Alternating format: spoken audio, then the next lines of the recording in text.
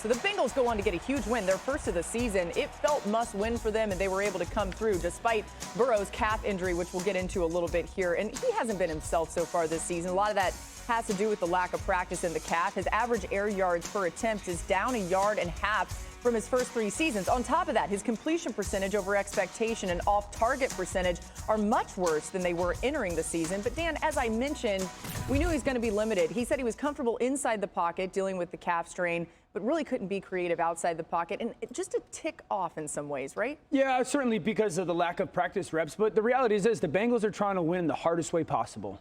The zero margin for error. Because of the injury, they can't really create any explosive plays. Like, you watched the game, and we kind of knew going into it, it was going to be catch and throw, catch and throw. Now, that's a little bit of their offense fundamentally, but it's even more so now because Joe can't move. And the hardest part right now is it's almost impossible to create chunk plays. So it has to be this methodical and efficient offense. And when I say, like, margin for error, it only works if you are outrageously good on third downs and phenomenal scoring touchdowns in the red zone. Because we saw it last night. You're efficient, oh my gosh, there's another field goal. And all of a sudden we've had 5 possessions, and when we only have 12 points, but we have 250 yards of offense. It's just going to be incredibly difficult, but it's the only option for them moving forward right now. And they're trying to figure it out. They're trying to be operating this offense at a high rate, right, while also protecting Burrow. And they do that with Jamar Chase. I actually love what they did with him yesterday. They lined him up everywhere. He was in the backfield. He was in the slot. They motioned him to it. Any way to get his hands on the football. The thing that makes this offense so dynamic is the connection between Chase and Burrow and how electric it is. So now you have a quarterback who's hobbled a little bit, but we still have to find Chase ways to get his hands on the football, and they did that in a great way yesterday. You know what I want to say, Hawk, real quick? And we said it last night during the broadcast. I agree. I loved, especially on the early downs, moving him around. I do think on those third down situations, he's got to be by himself. I just believe. Just one-on-one. Yeah, just one-on-one, even 2-on-1. There's moments when he's getting double teamed.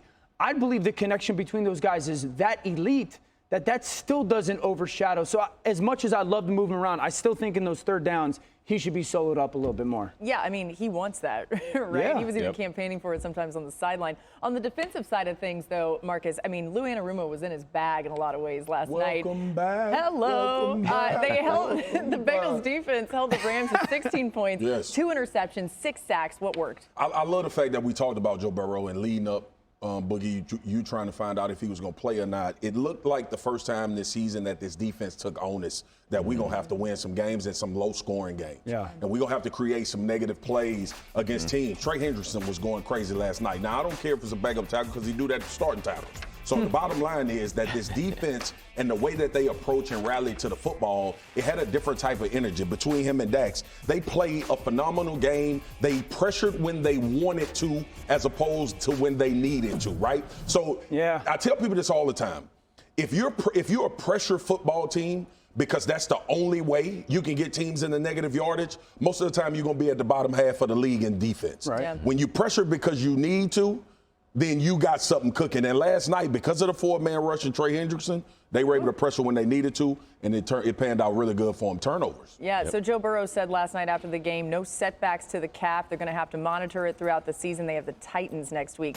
So the Eagles would not give up the lead. They end up winning 25-11. And back to Jalen Carter. I mean, what a monster of a human. He's fantastic this season for the Eagles. He's got 15 quarterback pressures this season, according to NFL Next Gen stats, tied with Ed Oliver for the second most among defensive tackles, trailing only Javon Hargrave. He's the guy Carter replaced in Philadelphia after Hargrave signed with the 49ers this offseason. So if you're the Eagles, you're like, wow, that worked out really nicely. Marcus, what have you liked from what you've seen from this rookie so far? Why are you making love to the camera right now? Oh, damn. Y'all remember we was at the draft, how I reacted? When Howard took him, this is why, because I knew this was going to happen. The other thing he's doing too, man, he understands the game. Coming from Georgia, I played with Kirby Smart at LSU. You have to have a really good understanding about defense. Look at Jalen Carter in this system right here. He actually tells the defense where this ball is going to create this pressure.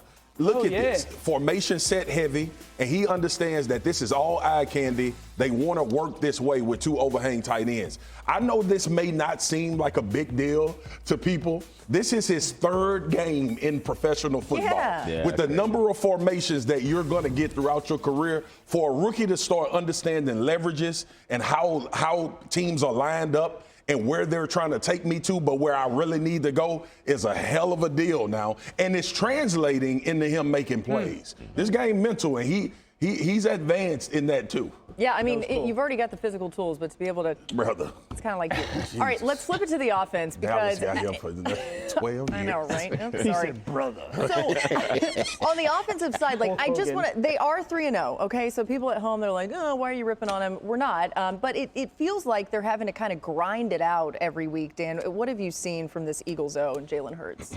Watching the tape, it is fair to say that the sideline dust-up was not nothing. Mm-hmm. He is definitely looking at A.J. way more consistently than he's looking at some of the other pass-catching options. This is probably the most shocking one. That's Devontae up at the top. It's press man. The safety's down at the bottom of the screen. He's like looking at A.J.'s side of everything that I've ever been taught about quarterback play. That ball should go up top with the safety favoring down to the bottom. Now, you get great protection and hang, and you find that floater over the top, but that's still like that ball should have gone to Devontae off rip. Now, again, watch Dallas Goedert here. Crosser. Now, he's just, Devontae's running that shallow right there. Dallas Goedert is going to be wide open by 5 or 6 yards. But for some reason, Jalen, who I watched Jalen throw that ball a bunch last year. A whole bunch. He didn't do it. He's not doing it right now. Again, Dallas Goedert crossing the middle of the field. Devontae, A.J. Brown's at the bottom of the screen.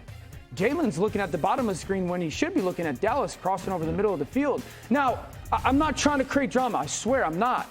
But when you watch the tape and you sit there and go, the passing game doesn't look the same as it did last year. Mm-hmm. Yeah. And you can sit there and point to those examples. Those are just 3 where you're going, he's hung on A.J. Yep. He's hung on A.J. It's and not getting to someone else. Not a new offensive coordinator thing. You don't push that to No, the side. I mean, that might be a slight part of it, but those are pass concepts that they ran and executed at an incredibly high clip last year. I think there is a little bit of the coordinator. I mean, I think he's called a great game. Yeah. I think they're trying to find the rhythm. Absolutely.